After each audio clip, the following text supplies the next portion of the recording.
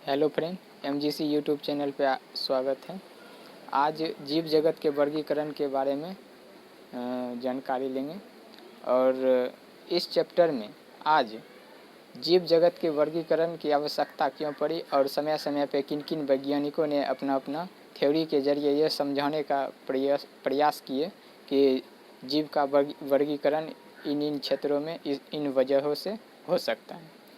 तो सबसे पहले समझने का प्रयास करेंगे कि पृथ्वी पे अरबों की संख्या में जीव हैं। इन जीवों को वर्गीकरण करने का सर्वप्रथम प्रयास अरस्तु नामक एक वैज्ञानिक ने किए थे और उन्होंने पहला अपना थ्योरी जो दिए थे वो इस प्रकार है। तो अरस्तु ने सबसे पहले बताए थे कि जीवों के वर्गीकरण के वैज्ञानिक मापदंड का उपयोग सर्वप्रथम अरस्तु ने किया, जो कि अभी आप बताए ही थे। अरस्तु ने जीव जंतु को दो भागों में बांटा, पहला पादप जगत में बांटा, दूसरा प्राणी जगत में। तो अरस्तु ने दो भागों में बांटा, एक पादप एक प्राणी। पादप जगत के अंतर्गत अरस्तु ने वृक्ष, झाड़ी और शाक को रखा, जबकि प्राणी जगत के अंतर्गत अरस्तु ने लाल रक्त जिन प्राणी में लाल रक्त कण उपस्थित है या अनुपस्थित है उसको प्राणी जगत में रखा। इस आधार पर अरस्तु ने सर्वप्रथम जीव जगत का वर्गीकरण किए, लेकिन यह थ्योरी उतना सेटिस्फाइड नहीं था।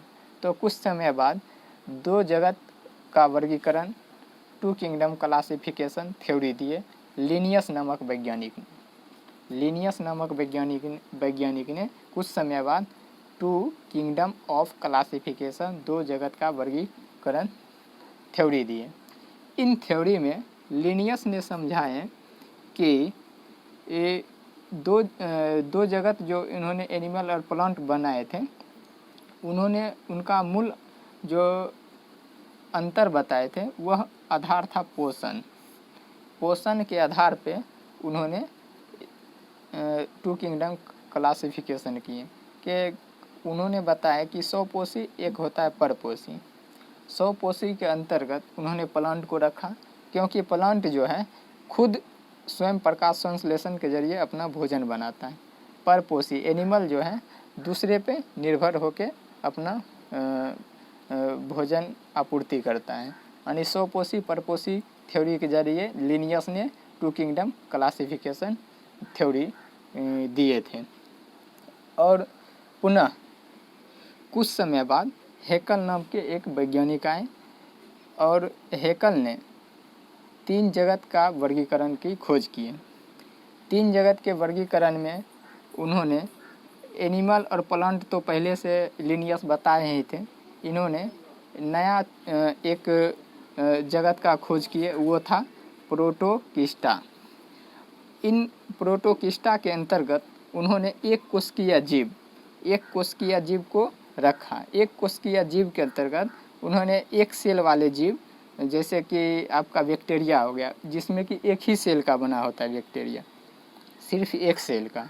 और तो प्लांट और एनिमल के बाद एक नया एक कोशिकीय जीव प्रोटोकिस्टा नामक एक किंगडम का खोज करके यानी तीन किंगडम इन्होंने नया जगत बनाया। तो थ्री किंगडम ऑफ क्लासिफिकेशन कौन बनाए थे? हेकल नामक वैज्ञानिक ने। तो कुछ समय बाद पुनः कॉपलैंड नाम के एक वैज्ञानिक आए। उन्होंने प्रोटोकिस्टा नामक जो ये था इसको फिर उन्होंने दो भागों में डिवाइड कर दिया। ठीक, उसको फिर दो भागों में डिवाइड कर दिया, एक मोनोरा एक प्रोटिस्टा। ठीक, तो और ये जो था ये तो पहले से आ ही रहा है एनिमल प्लांट, लेकिन हेकेल ने जो प्रोटोकिस्टा किए थे खोज जगत का, उसी को पुनः कॉपलैंड ने दो भागों में डिवाइड कर दिया और ये हो गया four kingdom of classification. Copeland ने इसका खोज किया। इसके अंतर्गत मोनोरा और प्रोटिस्टा नया किंगडम बना। मनोरा के अंतर्गत क्या होता है कि कोई भी जीव जिसके सेल के अंदर में सेंटर नहीं पाया जाता है, जबकि प्रोटिस्टा के अंदर क्या होता है, जीवाणु जो होता है उसके सेल के अंदर में सेंटर पाया जाता है। बस यही दो अंतर है। इसके आधार पे 4 जगत वर्गीकरण 4 किंगडम ऑफ क्लासिफिकेशन का निर्माण हुआ, खोज हुआ। तो इसका खोज किसने किया? कॉपलैंड ने। अब आता है 5 किंगडम 5 जगत का वर्गीकरण 5 किंगडम क्लासिफिकेशन। इसका खोज R.H. वेक्टर नामक वैज्ञानिक ने किए। इसके अंतर्गत मोनोरा, प्रोटिस्टा, फंजाई और प्लांटी और एनिमेलिया आता है। तो इसका जो विस्तृत अध्ययन जो है नेक्स्ट क्लास में करेंगे और इसमें हर एक पार्ट को विस्तृत रूप से समझने का प्रयास करेंगे नेक्स्ट वीडियो में। तो आज अभी जो पढ़े हैं वह 2 जगत का वर्गीकरण, 3 जगत का वर्गीकरण, 4 जगत का वर्गीकरण, 5 जगत का वर्गीकरण और किन किन वजहों से हुआ है, कौन कौन से वैज्ञानिक ने किए थे, वो सब ध्यान रखिएगा, सब वैज्ञानिक का नाम। और एक और थोड़ा सा पॉइंट आ जाता है लिनियस से संबंधित। लिनियस इस टॉपिक में सबसे इम्पोर्टेंट है। और अरस्तु के बारे में एक पॉइंट है, याद रखिएगा। अरस्तु को जीव बायोलॉजी का पितामह भी कहा जाता है। और लिनियस के बारे में कुछ पॉइंट इधर लिखे हैं। लिनियस ने जीवधारियों को जो 2 जगत में बांटा था, एनिमल किंगडम और प्लांट किंगडम। और इन सभी के बारे में वह कौन से बुक में ये सब थ्योरी लिखे थे, उस बुक का नाम है सिस्टीमा नेचर। सिस्टीमा नेचर जो है बुक है उनका, ठीक, बहुत ही भीविया है। इस बुक याद रखिएगा। सिस्टीमा नेचर कौन लिखा था? तो लिनियस नामक वैज्ञानिक ने लिखे थे। इसी बुक में उन्होंने पेड़ पौधे के भिन्नताएं अपना थ्योरी पेश इसी बुक के जरिए किए थे। लिनियस को आधुनिक वर्गीकरण का पिता भी कहा जाता है या वर्गीकी का जन्मदाता भी कहा जाता है। लिनियस ने ही द्विनाम पद्धति का प्रचलन किया था, यानी खोज किए थे। द्विनाम पद्धति क्या होता है? इसके जरिए वंश और जाति के आधार पर कोई भी जीव के बारे में आप बता सकते हैं यह किस वंश का है और किस जाति का है। जैसे कि होमो सेपियंस, तो जिसमें कि यह मनुष्य को बायोलॉजिकल नेम है होमो सेपियंस।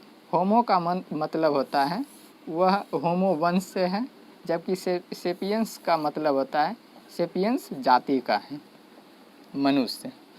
जैसे कि आगे देखते हैं राना टिग्रीना। तो राना जो हो गया यह राना वंश का हो गया, और टिग्रीना जो हो गया वह इसका जाति को डिनोट करता है। इसी टाइप से जितना भी बायोलॉजिकल नेम होता है उसमें फर्स्ट वर्ड जो है, फर्स्ट वर्ड वह उसके वंश को डिनोट करता है, सेकेंड जो है वह उसके जाति को डिनोट करता है। यहाँ से आपको एग्जामिनेशन में क्वेश्चन आ भी सकता है, जैसे कि पूछ देगा बोस इंडिकस में इंडिकस क्या चीज़ को दर्शाता है, वंश या जाति को? तो इंडिकस आपका जाति को दर्शाता है। यह पॉइंट आप याद रखिएगा। और यहाँ से आपको सीधा क्वेश्चन आ सकता है आधुनिक वर्गीकरण का पिता किससे कहा जाता है? तो लिनियस। वर्गीकी का जन्मदाता कौन है? तो लिनियस। द्विनाम पद्धति का प्रचलित किसने किया? तो लिनियस। सिस्टीमा नेचर बुक किसने लिखा? तो लिनियस। तो लिनियस से संबंधित जो भी इम्पोर्टेंट तथ्य था वह यहाँ डिस्कस कर चुके हैं।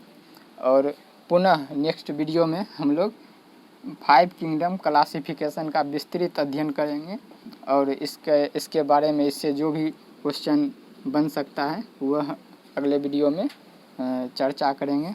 और यह बहुत ही वीवीआई है एग्ज़ाम पॉइंट ऑफ व्यू से यह चैप्टर। तो फिर मिलते हैं नेक्स्ट वीडियो में। और यह वीडियो आपको कैसा लगा अपना फीडबैक कमेंट में ज़रूर लिखें। और फिर मिलते हैं नेक्स्ट वीडियो में, तब तक के लिए थैंक यू।